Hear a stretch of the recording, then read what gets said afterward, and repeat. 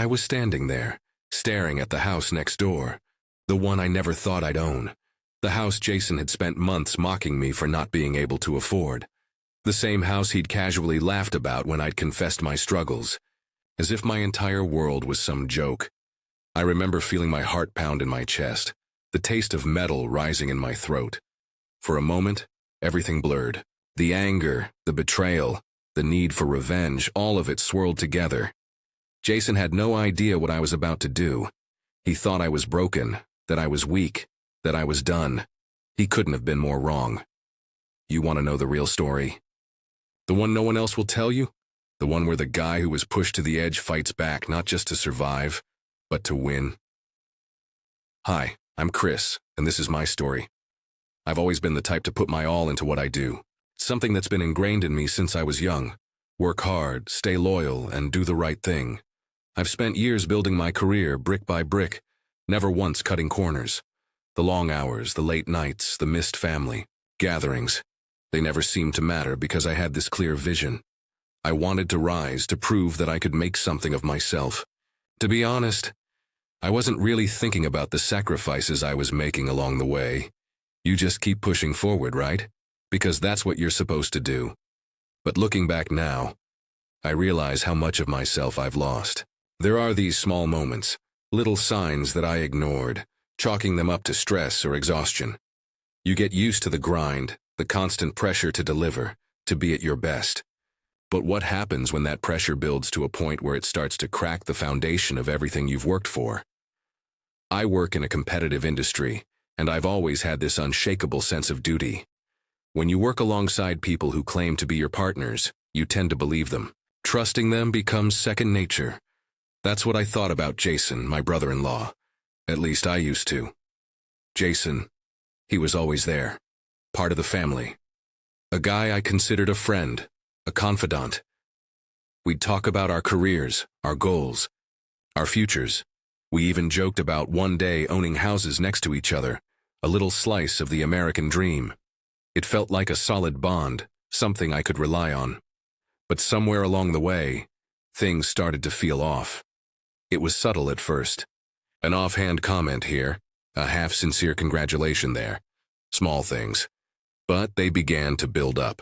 I could feel myself becoming less and less a part of the circle I had once been at the center of. I would show up at family events, and the conversation would pause when I walked into the room. Eyes would flicker for just a second too long. Maybe it was my imagination, but there was a change in the air, an unspoken shift I couldn't ignore. I kept telling myself it was all in my head, that I was too tired, too wrapped up in the pressures of my job to see things clearly. But deep down, I knew something wasn't right. Maybe it was the way Jason would talk about his work, always with this air of superiority, as if my efforts weren't enough, as if I wasn't doing enough to reach the next level. Maybe it was his constant comments about how I should be careful with my finances, how I really needed to keep an eye on my budget. It was always under the guise of concern, but I couldn't help but feel like I was being belittled. I was aware that I had taken risks with my career. I had put money into investments that didn't pay off.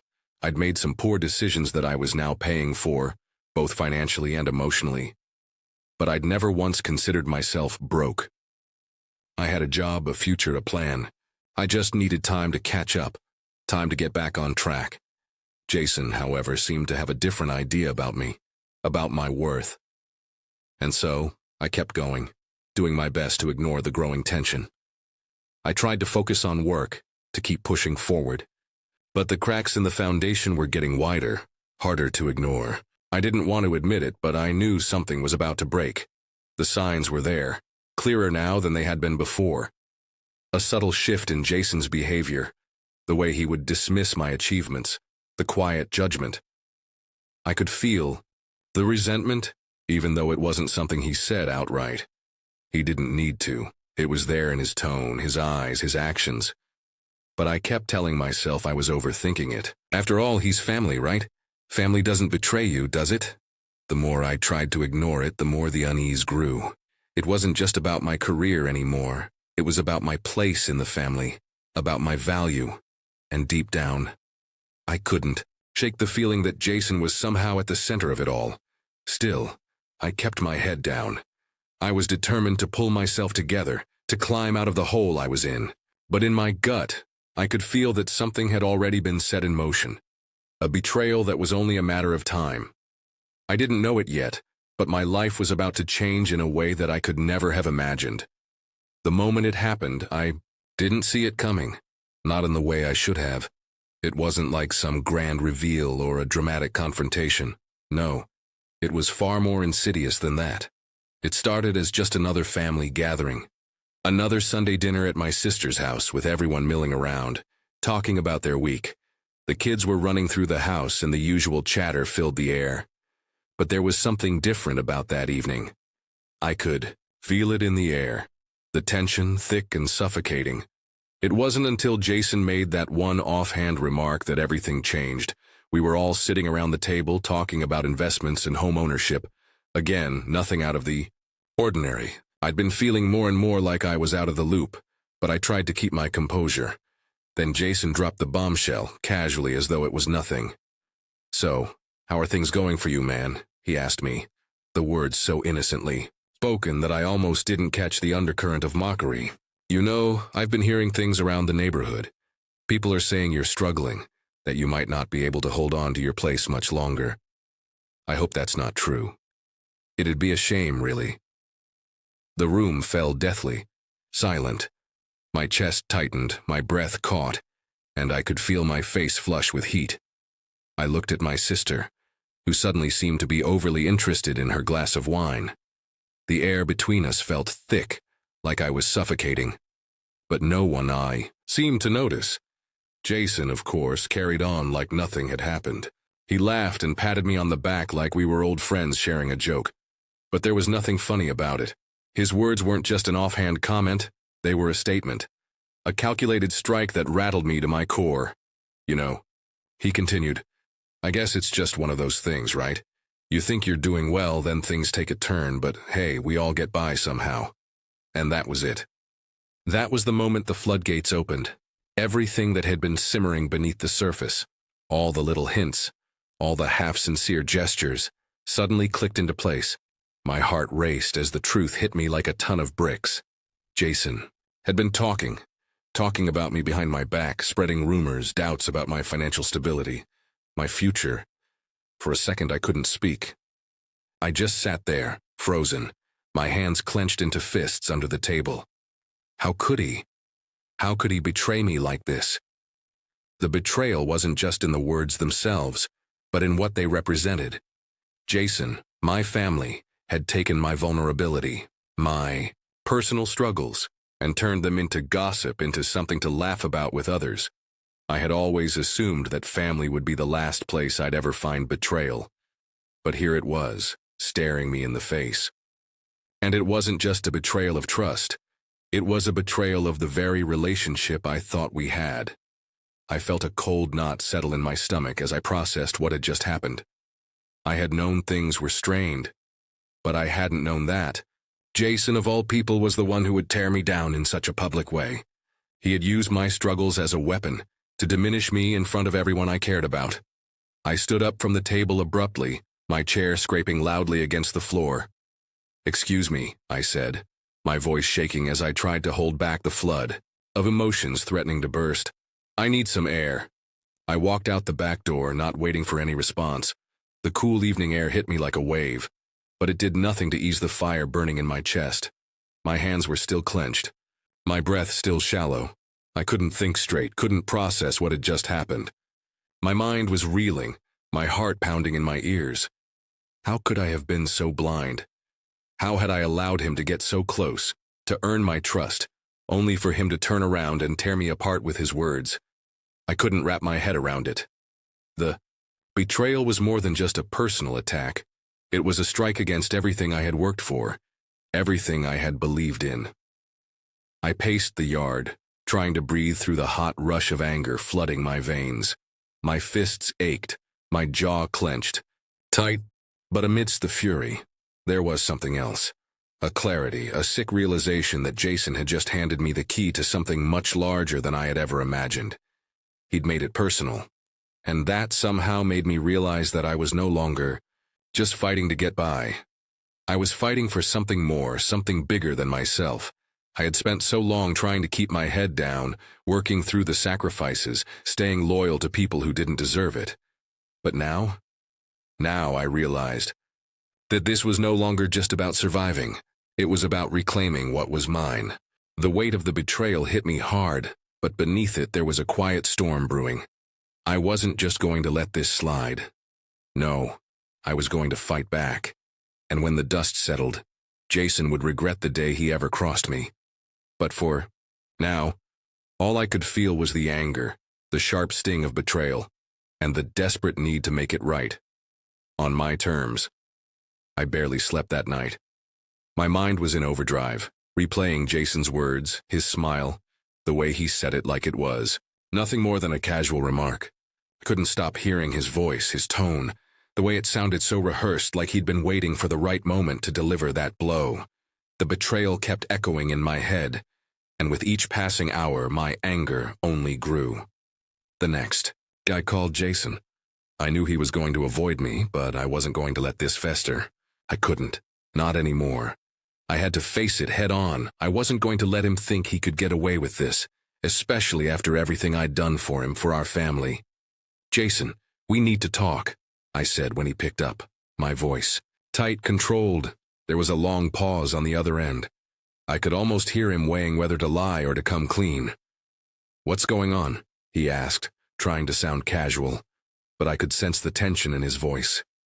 He knew this wasn't just a casual chat. I'm not going to play games, Jason, I snapped, the frustration and anger bubbling over. I know what you said yesterday. I know about the rumors you've been spreading. You've been talking about me behind my back, about my finances, about my life. I want to know why. There was a long silence, a cold silence, before he spoke. Again, I don't know what you're talking about, he said, his voice flat, defensive. It was just a comment. I didn't think it was a big deal. I felt my blood pressure rise, the pressure in my chest building. I could feel the weight of the betrayal in every word. A comment? A comment that you made in front of the entire family? As though my struggles are some kind of joke? You've been telling people I'm broke, that I'm on the verge of losing everything. Why, Jason, what the hell was that about? He let out a sharp sigh, and I could practically hear the wheels turning in his head. He was stalling, trying to think of an excuse, but I wasn't going to let him get away with it. Not anymore. Look, he said, finally giving in. I didn't mean to make it sound that way. It was just, you know how people talk, man. It's just conversation. Nothing personal. Nothing personal? I clenched my fists, the urge to throw my phone against the wall strong, but I kept myself in check. Nothing personal? I repeated, my voice rising. Jason, you've been undermining me for months. You've been quietly chipping away at my reputation, and now you're telling me it was just conversation? You don't get to play it off like that. There was a pause, and then his tone changed. It was colder now, more distant. I didn't think it was a big deal, all right? People talk. They always do. You're taking this way too seriously. I shot back, my voice thick with anger. You think it's no big deal to drag me through the mud? To make me the subject of gossip for your own amusement? Do you have any idea what you've done? Another silence, but this time it wasn't awkward. It was heavy with the weight of his guilt, even if he wouldn't admit it. Look, he said after a long moment, his voice softer, almost apologetic but still laced with that same arrogance.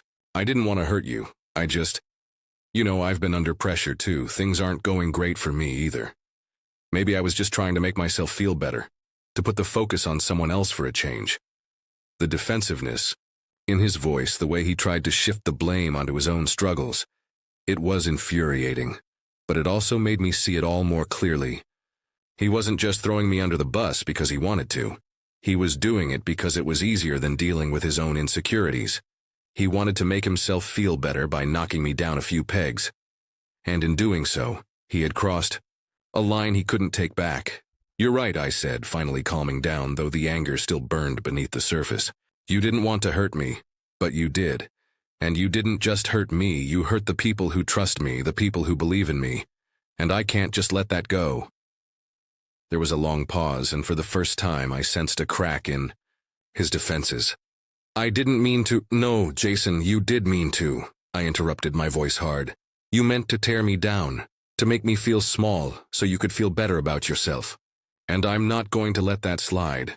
I could hear him exhale, a defeated sound. "What do you want from me, then?" "I want you to own up to what you did," I said firmly. "I want you to apologize, not just to me, but to the people you've been running your mouth to. I want you to take responsibility for the mess you've caused. Because, Jason, there are consequences to your actions. And if you think I'm just going to roll over and let this go, you're wrong." I could almost hear him swallowing the anger in his throat. "All right," he said after a long pause, the words coming slowly. "I'll talk to people. I'll set things right. I'm sorry." The apology was weak, empty even, but it was something. For now, that was enough. But even as I ended the call, the anger didn't fade. It simmered beneath the surface, stronger now, burning hotter. This wasn't just about an apology. It wasn't even about clearing my name. It was about power, about reclaiming control over my life, my reputation, and everything that Jason had tried to take away from me. And I was just getting started. In the days that followed, I walked through a haze. Jason's apology was, in some ways, harder to stomach than the betrayal itself. The words were flat, lacking any real remorse, any acknowledgement of the damage he had caused. I could tell he thought that saying sorry would fix everything, but it didn't. It couldn't. I had always prided myself on being the bigger person, on being someone who could let things slide and move on. But this time it felt different. The betrayal had cut deeper than anything I'd ever experienced. Before, I found myself questioning everything. The friendships, the family ties, the relationships I thought were solid. How many other people were talking about me behind my back? How many had heard those rumors from Jason and quietly believed them? How much of my life, my struggles, had become fodder for someone else's amusement? I couldn't shake the weight of it.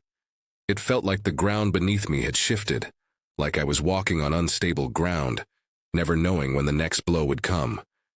The people I had trusted, the ones who were supposed to be there for me, seemed so far out of reach, and in that isolation I could feel something stirring within me, a gnawing sense of helplessness, of frustration. But then, something shifted. I don't know when it happened, but at some point, I stopped letting the anger consume me.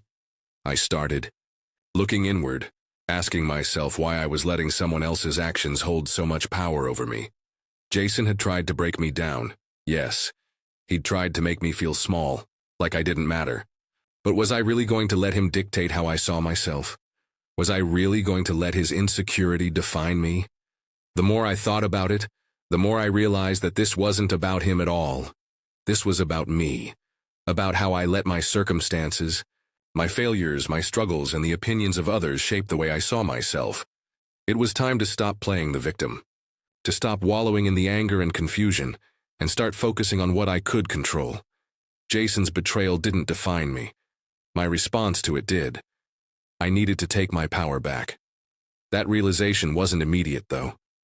It didn't come in some grand epiphany. It was more like a slow burn, something that simmered under the surface until it finally broke through. I was tired of being weighed down by resentment, tired of letting the past hold me captive. It was time to move forward. But how?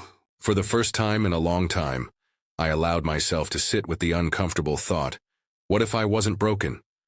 What if I wasn't some failed attempt at success, some casualty of my own mistakes? What if this was the moment I could reclaim my future, build something new? It wasn't easy. The world outside didn't magically change just because I decided to make a shift inside, but it was a start, a beginning. The idea started small at first. Maybe I'd make a change in my career. Maybe I'd start looking into investments again. But this time, I wouldn't let fear of failure hold me back. Maybe I'd even take some risks, the kind I hadn't allowed myself to take before. But then, that's when the thought crept in. The thought that I had ignored for so long, buried under layers of self-doubt and fear. What if I didn't just survive? What if I could thrive? It wasn't enough to just recover from this betrayal, to simply walk away with my dignity intact. No. I wanted more. I wanted to turn this pain, this feeling of injustice, into something greater. I didn't want to just be a person who had been wronged. I wanted to be the one who took control, who rose from the ashes and showed the world that nothing could break me. I wasn't ready to forgive Jason, not yet. Maybe someday I would. But for now, I needed something more than his empty apology. I needed a victory. I wanted to buy the house next to his. The thought startled me at first. It wasn't just about proving a point. It was about claiming what was mine, about showing myself that I was capable of doing something big, something bold. I had always been too cautious, too careful, too afraid to make waves. But now, I was ready to take on the world. Jason had underestimated me, and I wasn't going to let that go unnoticed. The more I thought about it, the more it felt right. I would buy that house. I would make sure that I stood on my own, that I built a life for myself, not based on the approval of others, but on my own terms. And as for Jason, well, I knew he would find out. He would know eventually that his little games had done nothing but push me toward a victory he could never take away. As I sat there looking out at the city skyline, something inside me clicked. The anger wasn't gone, not yet, but it no longer had control over me. I had learned to use it, to transform it into determination, into drive. And that, I realized, was my real victory. This was just the beginning. I had a plan now, a future I was going to build. And this time, no one, not even Jason, was going to stop me. I could feel it in my bones, the hunger to prove myself. It wasn't just about getting back at Jason anymore. It wasn't even about buying a house next to his just for the sake of doing it. No, it was deeper than that. This was about reclaiming control. About taking what was mine and not letting anyone or anything make me feel small again. I started small, the way I always had, researching the housing market, assessing my financials, pulling together a strategy. But as I did, something shifted. The excitement that had been simmering beneath the surface started to take form. I wasn't just doing this to show Jason or anyone else. I was doing it because I wanted it for myself. I wanted to prove to myself that I could build something, that I could stand tall without the weight of anyone else's expectations. The hours I spent combing through listings, speaking to brokers, evaluating potential properties became an obsession. I'd wake up early, grabbing my coffee and diving straight into the numbers. I wanted everything to be perfect. The right house, the right location, something close enough to where Jason lived, but far enough that it wasn't just about making a statement. It was about my own future, about having a foundation I could build on. I remember one night sitting in front of my computer screen with a stack of papers and a cup of cold coffee beside me. My fingers hovered over the keyboard as I stared at the final numbers. I'd done it. I had found the place. It was perfect. A beautiful house in a neighborhood just a few streets over from Jason's. The right price, the right fit. And as I stared at the screen, something deep inside me stirred. Had the money, I had the resources. The only thing left was pulling the trigger. I felt the nerves, the familiar doubts creeping in. What if I was making a mistake? What if this was too big a step? The voice of fear, of self-doubt, tried to take hold. But this time, I refused to. Listen, I wasn't going to second-guess myself. I was done with that. I had spent so long questioning every decision, afraid of making waves, of stepping too far outside of what I knew. But that was the old me, the new me, the one who had decided that nothing would break me, not even a betrayal from someone I trusted. I clicked the button. The deal was done. I had purchased the house. When the confirmation email popped up on my screen, my heart skipped a beat. A strange mix of exhilaration and calm washed over me. I'd done it, and in that moment I realized I hadn't just bought a house. I had bought my freedom. The next few weeks were a blur. I started the process of moving in, making plans for the future. As I settled into my new space, I couldn't help but feel the weight of the accomplishment. This wasn't just about the house. It was about everything I had endured to get here. The emotional toll of betrayal, the crushing weight of self-doubt, the quiet anger that had fueled my every move. I had turned that anger into something powerful, but I also knew it wasn't over. Not yet. Jason wouldn't be blind to this. I had no doubt that he would find out sooner or later. And when he did, well, I would be ready. I wasn't afraid of his reaction. I wasn't afraid of his judgment. I spent the following weeks getting the house ready, making it my own. I pored over every detail, the layout, the design, the way I wanted everything to feel. It wasn't just about a place to live. It was about creating a space that felt like me. A place where I could breathe freely without the weight of the past hanging over me. One afternoon, while I was unpacking boxes in the living room, I got a call from my sister. She was the first family member to call me after I'd moved in, and I knew the conversation was inevitable. She'd probably heard about my new purchase by then. "Hey," she said, her voice a little tentative, like she was walking on eggshells. "I heard about the house. You really went for it, huh?" I could hear the mix of concern and confusion in her voice. She wasn't sure what to make of it, and I knew it was going to be hard to explain. "Yeah, I did," I said, my voice steady, but I could feel the pride building in my chest. "I'm starting over. I'm taking control of my life. I've been given the chance to make something of myself again, and I'm not going to let it slip away." There was a pause on the other end, and I could almost hear her processing the words. She didn't quite understand at first, I could tell. To her, the house probably seemed like a bold move, one that maybe even bordered on reckless. But she would come around. She had to. "Are you sure about this?" she asked, her tone more concerned now. "I mean, you've been through a lot lately. Buying a house next to Jason. I just don't want you to make a decision you might regret." I paused, considering her words carefully.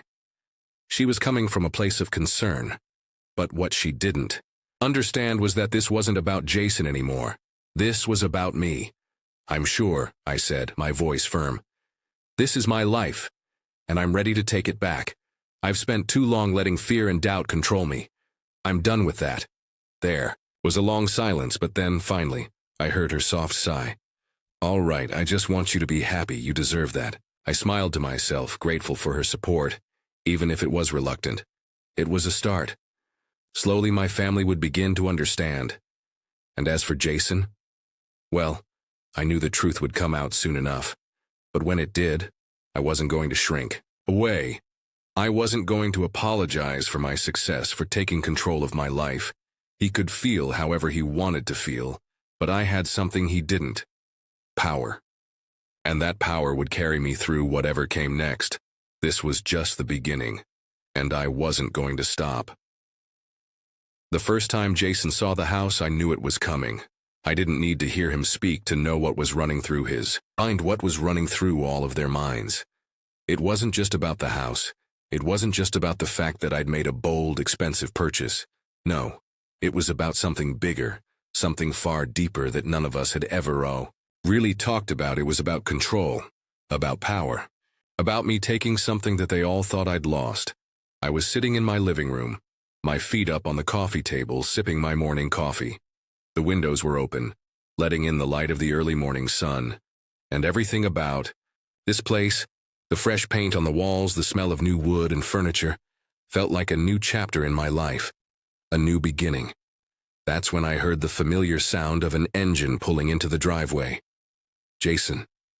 I'd been half expecting him to come over, to show up and ask questions, to confront me about the house. So I wasn't surprised when he knocked on the door, his face a mixture of disbelief and something else. Resentment, maybe. I opened the door, my expression neutral, my posture confident. "Well, look at this," he said with a half-hearted laugh, his hands in his pockets. "Didn't take you long, huh? I didn't know you were doing so well." I didn't respond right away. I just let his words hang in the air, watching his face carefully. He was trying to mask it, trying to pretend this was just a friendly visit. But I could see the jealousy in his eyes. I could see the shift in him that had been there all along, the discomfort with the fact that I was no longer the person he thought I was. "I thought you might drop by," I said, stepping aside to let him in. He hesitated for a moment, but then stepped across the threshold. We stood in the living room, a little too close for comfort. Jason looked around, taking in the sleek modern furniture, the space, the way everything was clean and neat and mine. I could almost hear his mind racing. He'd probably never imagined I'd pull this off. "So this is it," he said. his voice tight, but still trying to maintain that casual tone. "This is where you're going to settle, huh?" I nodded. "Yeah, this is where I'm starting over." He didn't say anything for a long time, just looked around, probably trying to make sense of it all. Finally, he spoke again, his voice quieter this time. "I never thought you'd be the type to make a move like this, you know? I mean, it's a big step considering, well, everything." The mention of everything was pointed. The insinuation hung heavy between us. He was talking about the rumors, the gossip. He was trying to remind me of how he saw me, how everyone else saw me. The guy who was struggling, the guy who couldn't hold on to his house, his career, his life. "I'm not who you think I am, Jason," I said, my voice calm but firm. "And I'm not the person you can keep under your thumb anymore. I've been living my life for everyone else, for all of your opinions, for all of the ways you've tried to diminish me. But not anymore." He bristled at my words. But I could see a flicker of something else in his eyes, something like guilt, but not enough to take responsibility. No, he wasn't ready to own up to what he'd done. Instead, he tried to shift the conversation. "You know," he said, suddenly a bit more defensive, "this isn't just about you and me. You're making a big deal out of this, but people are talking. People in the family. They think you're trying to compete with me, with everyone. It's not about the house, man. It's about you trying to prove something." His words stung, but I didn't let them get to me. "Not this time." "Jason, this isn't about competing," I said, stepping closer, my voice unwavering. "This is about me taking back control of my life. You tried to knock me down, to tear me apart with your words and your rumors. But what you didn't count on was that I would rise. You didn't count on the fact that I would learn to stand on my own 2 feet, that I would turn this around." I could feel the tension between us rising. But I didn't back down. I wasn't going to let him win. Not this time. For a long moment, Jason said nothing. I think he could see it in my eyes, the resolve, the strength that I hadn't had before. I wasn't the same person I had been months ago. I had taken what he thought was my weakness and turned it into my power. Finally, he exhaled, as if all the air had been sucked out of the room. "You think you've won, don't you?" I shook my head. "This isn't about winning, Jason. It's about moving on. And finally doing things on my terms." His face darkened. For a brief second, I saw the anger flash behind his eyes. The frustration of not being able to control the situation. Of realizing that I wasn't the person he could belittle anymore. "Fine," he muttered, turning toward the door. "But don't think this is over. I'll make sure people know what really happened." I didn't flinch. "Do whatever you want," I said, my voice steady. "I'm done playing by your rules. This is my life now." Jason hesitated at the door, as if he were about to say something else, but he didn't. He just walked out, the door closing behind him with a soft thud. I stood there for a moment, listening to the sound of his footsteps fading away. I knew this wasn't the end of it. He would try to undermine me, to make me the villain in this story. But I wasn't afraid of him anymore. I wasn't afraid of anyone. This was my moment, my time to rise, and nothing, no one, was going to take that from me. As I stood in my new home, looking out at the view of the city below, I felt a quiet sense of triumph settle over me. I had faced the darkness, the betrayal, and the doubts, and now I was free. The future was mine to claim, and I wasn't going to waste another moment doubting myself. The fight wasn't over, but I had already won. The days after Jason's visit felt different, lighter somehow. It was like a weight had been lifted, though the road ahead still felt uncertain. But for the first time in a long while, I could breathe without that constant, suffocating pressure. I was standing on my own 2 feet, and I wasn't looking back. The house became more than just a place to live. It became my sanctuary, a symbol of everything I'd fought for and everything I had reclaimed. Each room told a story, not just of new beginnings, but of resilience, of the strength it took to build something from the ground up. I spent my days focusing on the little things, planting a garden in the backyard, arranging the furniture exactly how I wanted it, creating a space that felt like mine and mine alone. There were still moments of doubt, moments when the weight of the past would creep in, but they were fleeting. I had created a life I could be proud of. As for Jason, things were never quite the same. He kept his distance, sure, but in some ways, I think he understood. I had become something he couldn't control, something he couldn't diminish with a few words or a well-placed rumor. I was no longer the person he thought I was. I was stronger than he had ever given me credit for. And I knew that deep down he resented that, but I didn't let it bother me. I was done with his games. I was done letting his doubts and his judgments dictate who I was. I had learned the hard way that the only opinion that truly mattered was my own. And if there was anything Jason's betrayal had taught me, it was that I was the one who had the power to shape my own story. The people in my life started to notice the change, too. My friends, my colleagues, even my sister, who had once been hesitant about my big move, could see it in me. I had become more confident, more assertive, and more at peace with who I was. The anger that had once fueled me had turned into something healthier, something that drove me to create, to build, to move forward. One evening after a long day of work, I sat on the porch of my new house, a glass of wine in my hand, and looked out at the setting sun. The sky was painted in shades of orange and pink, the world slowing down as the day came to a close. It felt peaceful, something I hadn't known in a long time. There was no more tension in my chest, no more constant fear of failure, no more dread of what was to come. I had made it through the storm, and then I thought about Jason, about the way he'd tried to break me, to make me feel small, the way he had underestimated me, thought he could push me aside and laugh it off. I smiled to myself, knowing that in the end I had outgrown all of that. I wasn't the person I had been when this journey started. I wasn't broken. I wasn't struggling. I was thriving. And as the sun dipped below the horizon, I knew that this was just the beginning of something much bigger. The world was full of possibilities, full of opportunities I hadn't yet tapped into. I had a future to build, a new path to walk, and nothing, not Jason, not the doubts or the betrayals could take that from me. For the first time in my life, I felt fully in control of my own destiny. I wasn't living in reaction to what had been done to me. I was creating something new. I wasn't just surviving anymore. I was thriving. The next chapter was mine to write. And this time I would write it on my own terms. And as I took a deep breath, letting the cool evening air fill my lungs, I knew one thing for certain.